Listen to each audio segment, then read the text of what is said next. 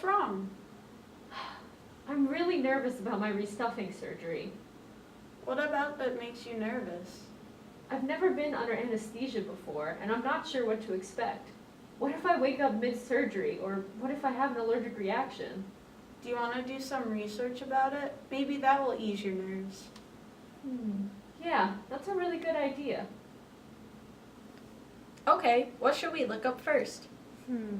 I think general information about the drug would be really helpful. I think it's called Dipravan? Or is it Propofol? It says that Dipravan is the common name for a drug called Propofol, so they're the same thing. It's commonly used for the induction and maintenance of anesthesia and procedural and critical care sedation in children. However, it is not recommended for children under 3. The drug is administered through an IV and its effects are rapid. Oh, I'm not a huge fan of needles. Also, how long will it knock me out for? I'm not going to wake up in the middle of my surgery, am I? I'm sure you'll be fine. Look, it says here that anesthesia is maintained with a gas general anesthetic or small doses of propofol, or they use a combination of both. Oh, that's good. Oh, and it says that it can only be administered by specially trained healthcare professionals, like anesthesiologists, so I'm safe. Also, propofol has a rapid recovery time even when patients are under anesthesia for a long time, and it has one of the lowest incidences of post-operative nausea and vomiting, so we won't have a repeat of that salmon incident. I thought it was still fresh. It smelled fine. Anyway, what are the side effects of this drug? What should I be prepared for? Holy bear, that's a long list.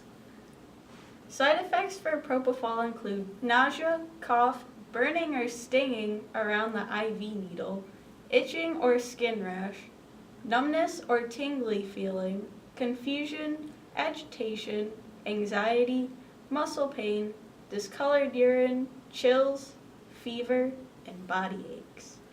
This is making me nervous again. Yeah, those were the mild side effects.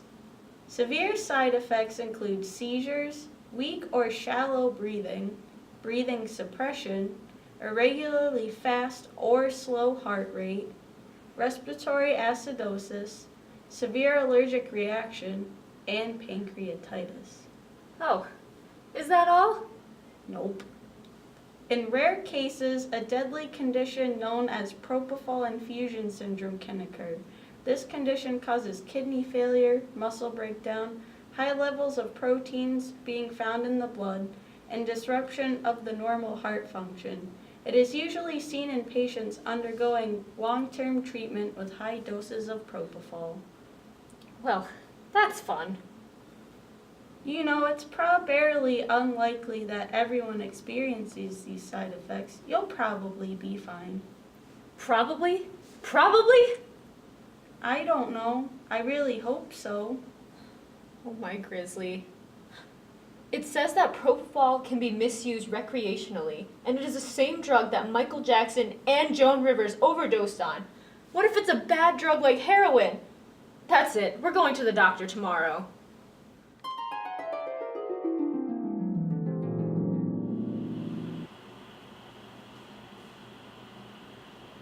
Oh, hi. Who are you? Oh, hi. I'm Propofol. Propofol? Like the drug? Yep. How is that even possible? How are you sentient? I don't know. It's your dream. Fair enough. So, why are you here? Well, you were so worried about your procedure that your subconscious continued to dwell on it even after you fell asleep, and it created me. So I'm just here to tell you my story, and hopefully that will help take some of the stress away. Oh, alright then. Tell me your story. Well, I was born in the year 1977 after much hard work by many scientists. I was originally put into solution with my old friend Cremophore EL, but unfortunately, he did not get along with the majority of patients when we worked together because he contained castor oil. This caused an allergic reaction in a lot of the patients. Sadly, we had to part ways, and scientists had to find someone else that I could be put into solution with. so that I would not cause the same allergic reactions. Oh my. Well, obviously the drug is still being used today, so what did they replace it with? Well, scientists soon discovered that when I was put in a water and lipid-based emulsion, I was just as effective, but I did not have the same allergic reactions as before. Oh, thank Grizzly. I'm glad they were able to discover that. Me too. It would have been a shame if I was just to be put on a shelf and forgotten about, because I have so much potential and I'm so useful. Anyways, back to my story. In 1983, I traveled to the far-off land of Europe and took part in clinical trials in that beautiful place. Then finally, in 1984, I was allowed into the US in clinical trials all over here. I was then put on the market in the UK in 1986, but I did not get FDA approval in the US until 1989. Wait, why did it take so long for you to become available for sale in the US? The FDA, or the Food and Drug Administration, in the United States has very strict guidelines for new drugs.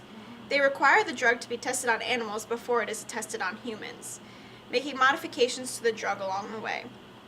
Once it has been successfully tested on animals, they are able to start testing it on small groups of humans, and continuous modifications are made to the drug if necessary.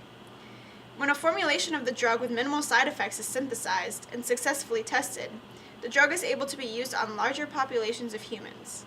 Once these trials are successful, the drug is able to be sold on the market. Well, 1989 was a long time ago. So, has there been any recent research or problems with the drug? Yes, there is always research being done on how to improve drugs. Right now, researchers believe that I have potential to be able to help many more people with various conditions if I were able to be taken orally. Some clinical uses, including treatment of migraines, nausea, pain, and anxiety, have been proposed. The problem, though, is that when I am taken orally, I am metabolized by the liver before I even have a chance to do my job. Scientists have been working with a close relative of mine called Propofol. This is a prodrug of Propofol, meaning that when it gets metabolized in the body, it is broken down into Propofol, which can then circulate in the body before getting metabolized a second time. Interesting. So, why can't I have the oral form? It would be a lot less scary for me. Well, unfortunately, the oral form is not yet on the market. It is still in the early phases of research. Even if the oral drug was available, it would still be much less potent than the IV form of the drug, and it would be used to treat the different conditions that I've already mentioned. It would not have the anesthetic effects that the IV form has. Oh, rats. I guess I'll just have to bear with it. And you asked if there had been any recent problems with Propofol as well? Mm-hmm. Don't let this scare you, but in 2007 there were several clusters of patients who had experienced chills, fever, and body aches after receiving Propofol for general anesthesia. When this happened, the FDA tested multiple vials and lots of the drug, but no vials were found to be contaminated with bacteria or endotoxins. Well, how do they make sure that the drug from the vial that I will be receiving will be fine? The FDA has set strict guidelines that doctors need to follow when administering Propofol to ensure that there is no contamination. What are the guidelines? I'd really like to know. The FDA has mandated that the vial and prefilled syringe formations be used only on one patient, that administration commence immediately after the product has been opened, and that administration from a single vial or syringe must be completed within 6 hours of opening. It sounds like they have some pretty safe standards. Well, thank you for chatting with me and making sure this doesn't turn into a nightmare. No problem. I hope your surgery goes well. And just remember, if you ever want to talk to me again, just think of me while you're falling asleep. Okay. Welcome back, Mr. and Mrs. Bear. I heard you have some concerns about your procedure, Mrs. Bear. I'll be glad to address any questions that you have. Oh yes, Doc. I'm freaking out. I need your help. I'm sure everything with your procedure will go smoothly. It is a routine surgery that I do every day. What are your concerns? Well, we've been looking up the anesthetic drug that is used during this procedure, and we saw some pretty scary stuff. I can explain to you how the drug works. It can get very complicated, but bear with me, and maybe that will help ease some of your fears. Propofol acts on the central nervous system, primarily in the cerebral cortex. The cerebral cortex is involved in higher functioning of the brain and plays a crucial role in consciousness, learning, and memory, regulation of motor behavior, integration of sensory information, and more. Propofol inhibits the function of the neurotransmitter GABA through GABA-A receptors, which are the most sensitive to propofol. So once this drug is administered, it prevents the transfer of impulses from neurotransmitters to other parts of the body, rendering a medically induced coma. A coma? How will I wake up from that? Oh, well, that's easy. We will just stop administering propofol when the surgery is completed, and you will transition from an anesthetized state to an awake state over the course of an hour. Oh, that's good news. Speaking of administration, I heard that propofol can only be administered through an IV. Why is that? To be honest, the sight of needles is unbearable to me. Propofol can only be administered as through an IV because it is 23 times more potent being administered this way than orally. The good news is, though, that you wouldn't even have to watch the needle be placed into your arm. You will be given a breathing mask to help you relax, and a medication inside will help put you to sleep, so you won't even know there's a needle going into your arm. Oh wow, what a relief. I'm glad you're starting to feel better about the anesthesia process. Now, I do have to ask, are you prescribed medications for any conditions I'm not aware of, or taking any other kind of drug? Nope, I don't think I'm on any other prescriptions, and I'm not taking any other type of drug. That's good.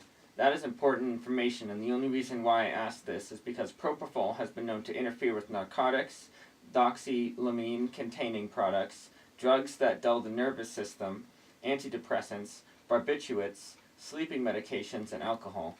Wow, yeah, I'm not taking any drugs. Also, do you know if you have a mitochondrial disorder? I don't even think I have mitochondria. Ah, well then, you don't have anything to worry about. Propofol is known to impair mitochondrial function. Mitochondria are what generate energy, or ATP, for your cells. Energy is generated in a series of proteins in the mitochondria known as the electron transport chain.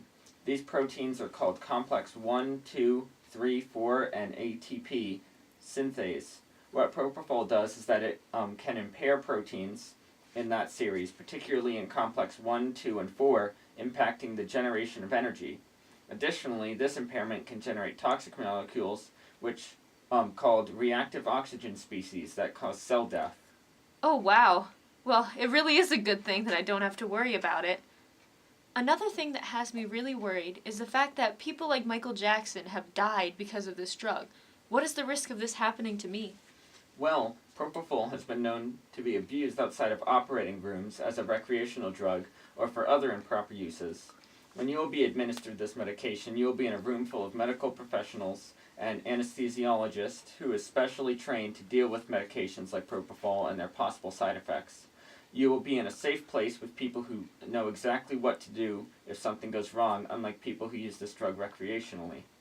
Okay, that makes me feel a lot better. Any more questions? Actually, yes. I have a question. Sorry if I embarrass you, honey, but recently we have been trying to start a family. With a chance that she might be pregnant, would this drug harm the unborn baby? Excellent question. Propofol is classified by the FDA as a Category B drug for pregnancy. This means that it does not cause harm to an unborn fetus. If Mrs. Bear is pregnant, it would not hurt the baby. That is great news.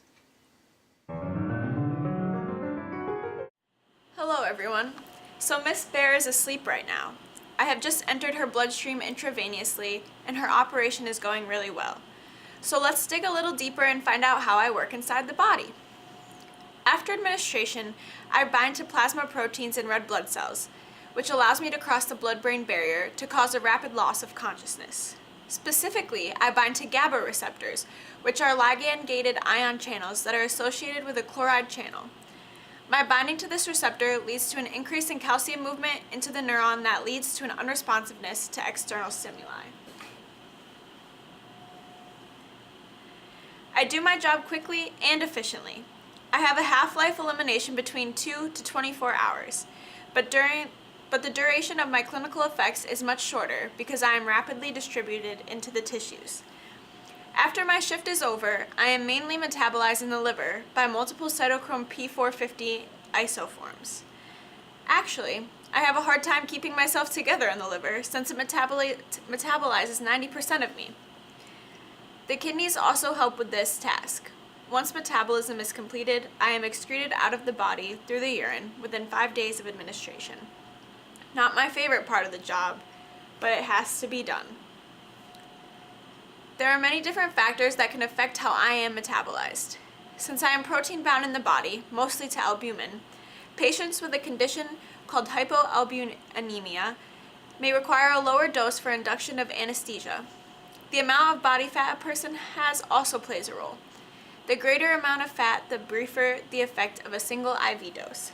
This is due to the distribution volume of the drug, but also the fact that an increased liver volume and liver blood flow are associated with obesity. Oh, I think Miss Bear is waking up. Thanks for listening. I hope you've learned a lot about my life and that no one will be scared of me anymore. Goodbye, everyone.